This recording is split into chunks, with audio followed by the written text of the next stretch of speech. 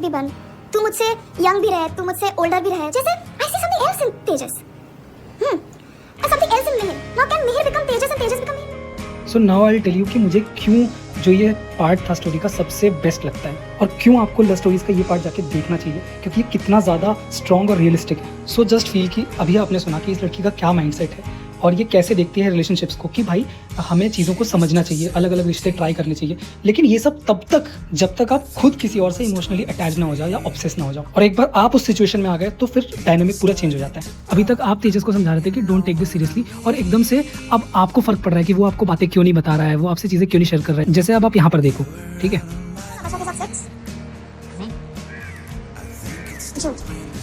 आपको क्या करना है? मैंने आके सब कुछ बताती तुझे। मैं पूछता आपसे कुछ, आप ही खुद आके बता देते हो। डस्टबिन बना के रखा है मुझे, आती हो।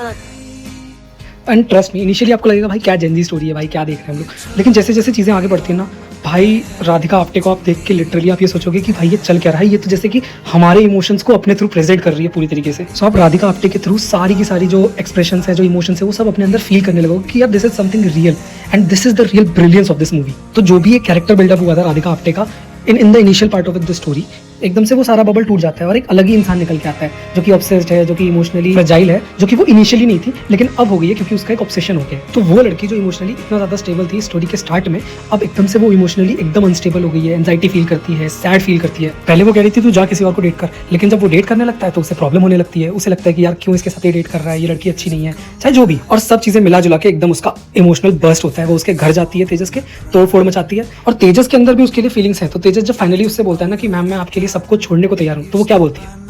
मैं आपके लिए सबको छोड़ दूंगा। ए पागल है क्या? शादीशुदा हूं मैं। तो बेसिकली इस इंसान के होने से ज़्यादा इस इंसान के होने की श्योरिटी इसको ज़्यादा इंपॉर्टेंट लगती है। And what I feel is casual कभी कैजुअल नहीं होता, बस किसी ना किसी को थोड़ा लेट समझ आता है। क्या लगता है आपको?